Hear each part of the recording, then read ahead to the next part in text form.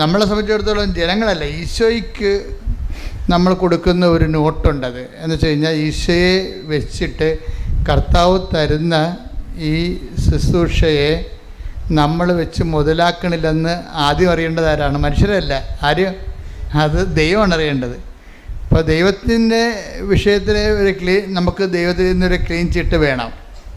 മനുഷ്യർ ചിലപ്പോൾ ഇന്നിപ്പം നല്ലതാണെന്ന് പറയണത് നാളെ മോശമായിട്ട് പറയാം, അതൊന്നും പ്രശ്നമല്ല ശരിക്കും.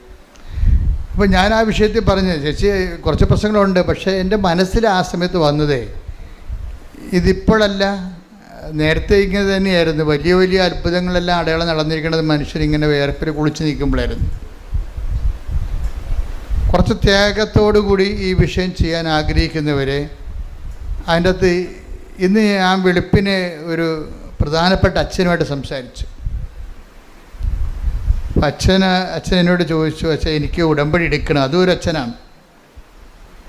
അപ്പം അച്ഛൻ എനിക്ക് ഉടമ്പടി എടുക്കണം, അച്ഛന് ഉടമ്പടിയെക്കുറിച്ച് എന്താണെന്ന് എന്നോട് പറഞ്ഞു തരുമോ?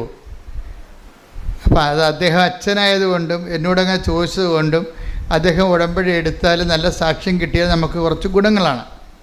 കൂടുതൽ കർത്താവിൻ്റെ ഈ പദ്ധതികളെ, കർത്താവ് ഉടമ്പടി ഒരു പദ്ധതിയാണല്ലോ, അതനുസരിച്ച് സഭയിലാകമാനം അതിനൊരു ഓളം ഉണ്ടാകുകയും ജനങ്ങൾ ഒത്തിരി പേര് അതിലൂടെ കർത്താവിനെ അറിയാനും സാക്ഷിയാകാനൊക്കെ സഹായിക്കും. അപ്പം ഞാൻ അച്ഛനോട് പറഞ്ഞു, അച്ഛാ ഈ ഇതിൻ്റെ അകത്ത് ഇപ്പോൾ അച്ഛൻ്റെ ഒരു ഇനീഷ്യേഷൻ ഉണ്ട് ഉടമ്പടിക്ക്. എപ്പോഴും ഉടമ്പടി എടുക്കണമെന്ന് ഇപ്പം അച്ഛന് തോന്നിയില്ലേ? അച്ഛന് ഉടമ്പടി എടുക്കണം, ഇപ്പം നിങ്ങൾക്കും തോന്നും ഉടമ്പടി എടുക്കണമെന്ന് തോന്നത്തില്ലേ? അപ്പം തോന്നുമ്പോൾ അതിന് ഒരു ഇൻസെൻറ്റീവാണത്. ദൈവത്തിൻ്റെ ഭാഗത്തു നിന്ന് നിങ്ങൾക്ക് തരുന്നൊരു ഇൻസെൻറ്റീവാണ്, ഒരു പ്രോത്സാഹനമാണ്. ഉടമ്പടി എടുക്കണമെന്ന് നിങ്ങൾക്ക് തോന്നുമ്പോൾ അതിന് ഇൻസെൻറ്റീവ് എന്ന് പറയും. ദൈവത്തിൻ്റെ ഭാഗത്തുനിന്ന് ദൈവം ഈ വിഷയത്തിൽ ഇടപെടാൻ ഉദ്ദേശിക്കുന്നു. നിങ്ങളുടെ ജീവിതത്തിൽ ദൈവം പ്രത്യേകമായ വിധത്തിൽ എല്ലാവരുടെ ജീവിതത്തിലും ദൈവം ഇടപെടുന്നുണ്ട്. പക്ഷേ ഉടമ്പടിയിലൂടെ വരുന്നത് എന്താണ്? ഒരു പ്രത്യേകമായ ഇടപെടലാണ്. കർത്താവ് പറഞ്ഞ പോലെ വിശിഷ്യ നിങ്ങൾ എന്താണ് ചെയ്യുന്നതെന്ന് ചോദിച്ചില്ലേ? അതുപോലെ വിശേഷവിധിയായ ഒരു ദൈവവിളിയിലേക്കാണ് ഉടമ്പടി നമ്മളെ കൊണ്ടെത്തിക്കുന്നത്.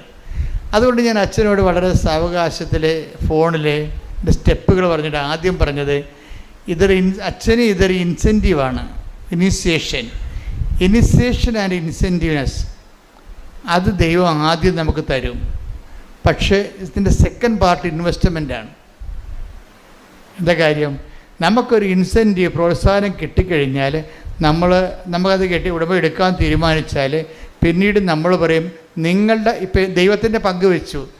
ഇനി കാര്യം ഇത് ബയലാട്രൽ എഗ്രിമെൻ്റ് അല്ലേ, ദൈവവുമായിട്ടൊരു ഉഭയകക്ഷി ബന്ധമല്ലേ. അപ്പോൾ ദൈവം നമുക്ക് ആദ്യം തരണത് എന്താണ്? ആരെങ്കിലും വഴി പറയും.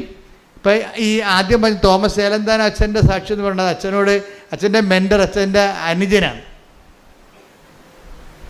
അനുജനാണ് പറഞ്ഞത്, അച്ഛനെ ഒന്ന് കൃപാസനം വരെ എൻ്റെ കൂടെ വരുമോ എന്ന് ചോദിച്ചത്. ആരാണ് ചോദിച്ചത്? അച്ഛൻ്റെ സ്വന്തം അനുജനാണ്, കുടുംബജീവിതക്കാരനാണ്. അപ്പോൾ എന്താ വരാം, കാര്യം കാല് മുറിച്ച് കളയുമെന്ന് പറഞ്ഞിരിക്കുകയല്ലേ. തന്നെയല്ല വേറെയും പ്രശ്നമുണ്ട് അച്ഛന്. ഏലന്താനോ അച്ഛൻ ആദ്യം പറഞ്ഞ അച്ഛൻ്റെ പ്രശ്നം എന്താ? അച്ഛൻ്റെ കാല് മുറിച്ച് കളയണമെന്നല്ലേ, അച്ഛൻ്റെ ഹീമോഗ്ലോബിൻ കുറഞ്ഞുകൊണ്ടിരിക്കുകയാണ്. ഓരോ ദിവസവും 2 പോയിൻ്റ് വെച്ച് കുറയും. പിന്നെ വെളുത്ത് വെള്ളക്കടലത്ത് പോലെ ഇരിക്കും, കുറച്ച് ഹീമോഗ്ലോബിൻ കുറഞ്ഞ അറിയാമല്ലോ. പിന്നെയൊക്കെ തളർച്ചയായിരിക്കും, കിടപ്പായിരിക്കും. അപ്പോൾ അത് എന്താണെന്ന് കണ്ടുപിടിക്കാൻ പറ്റണില്ല. അതാണ് പ്രശ്നം. ഹീമോഗ്ലോബിൻ കുറയുന്നത് എന്താണെന്ന് കണ്ടുപിടിക്കാൻ പറ്റില്ല. അപ്പോൾ അച്ഛനെ ഒരു ആശുപത്രിയിൽ കൊണ്ടുപോയി 6 ദിവസം നിരീക്ഷണത്തിലിടും. എന്തുകൊണ്ടാണ് ഹീമോഗ്ലോബിൻ ഇപ്പോൾ 6.7 മറ്റാണ് അച്ഛൻ്റെ കറക്റ്റ്, അതിൻ്റെ 12 മറ്റാണ്. ചിലക്ക് 14 വരെ കോമൺ ആയിട്ട് വരും. ഇപ്പോൾ ഇതിപ്പോൾ 6 ഉള്ളൂ. തളർന്ന് അച്ഛന് വല്ലാത്ത അവശത നിലയിലാണ്. പക്ഷേ ഡോക്ടർമാർക്ക് ഇത് എന്തുകൊണ്ടാണ് ഹീമോഗ്ലോബിൻ ഇങ്ങനെ ഓരോ ഡേ ബൈ ഡേ കുറയണത്? കാര്യം രക്താർബുദങ്ങളൊക്കെ വരുമ്പോഴാണല്ലോ ഇതിങ്ങനെ കുറയണത്. ഇപ്പോൾ ബോൺമാരോ ഒക്കെ ചെയ്യണമെന്ന് അച്ഛനോട് പറഞ്ഞു. പക്ഷേ രക്താർബുദമായിട്ട് അവർക്ക് ടെസ്റ്റ് ചെയ്തിട്ട് തോന്നിയിട്ടുമില്ല. അപ്പോൾ അതുകൊണ്ട് അവരുടെ കയ്യിൽ നിന്ന് ഇങ്ങനെ ഒളിച്ച് കളിക്കുകയാണ്. എന്തുകൊണ്ടാണ് ഹീമോഗ്ലോബിൻ ഇങ്ങനെ ഡേ ബൈ ഡേ ദിവസം പ്രതി കുറയണത്? അതിൻ്റെ കാരണങ്ങൾ കണ്ടുപിടിക്കാൻ 6 ദിവസത്തെ നിരീക്ഷണം കഴിഞ്ഞിട്ടും പറ്റണില്ല. അപ്പോൾ കാലം മുറിച്ച് കളയും, ഹീമോഗ്ലോബിൻ കുറഞ്ഞു കഴിഞ്ഞാൽ പിന്നെ ഈ ചുമ്മാ ഇങ്ങനെ ഈ ചാക്കിൻ്റെ അകത്ത് നെല്ല് വെച്ചിരിക്കണ പോലെ ഇരിക്കും. ഇപ്പം നമ്മൾ ഈ കാറ്റ് പോയി ബലൂൺ പോലെ കിടക്കും ആൾക്കാർ, ഒന്നും ചെയ്യാൻ പറ്റത്തില്ല. അപ്പോൾ ആ സമയത്താണ് അച്ഛനോട് ചോദിക്കണേ, അച്ഛന് ഒന്ന് കൃപാസനം വരെ വരുമോ, ഒരു ഉഴമ്പടി എടുക്കുമോ എന്ന് ചോദിക്കണത്. ഈ അച്ഛനെ സംബന്ധിച്ചിടത്തോളം സീറോ നമ്മുടെ ടെക്നിക്കൽ ഭാഷ പറഞ്ഞ സീറോ മൈനസായി. അപ്പം ഇനിയിപ്പോൾ ഒരു ഓപ്ഷൻ നോക്കുമ്പോഴേ ഇപ്പം കൃപാസനത്തെക്കുറിച്ചൊക്കെ ഇപ്പം മീഡിയയിലൊക്കെ ആൾക്കാരെ വിവരമില്ലാത്ത അതിൻ്റെ അത് അച്ഛന്മാരുമുണ്ട്, തോന്നിവാസമൊക്കെ വിളിച്ച് പറയുന്നുണ്ട്. അപ്പോൾ എന്താ പ്രശ്നം വെച്ച് കഴിഞ്ഞാൽ ഇവർക്ക് ഇങ്ങനെ പറയണതൊക്കെ എനിക്ക് ഭയങ്കര ഇഷ്ടമാണ്. എന്താ കാര്യം വെച്ച് കഴിഞ്ഞാൽ പബ്ലിക് മീഡിയയിൽ ഇങ്ങനെ കൃപാസനത്തെക്കുറിച്ചൊക്കെ പണ്ട് തോന്നിവാസം പറഞ്ഞാണ് കൃപാസനം ഇത്രയും വളർന്നിപ്പോൾ ഇരിക്കാൻ പറ്റാത്ത.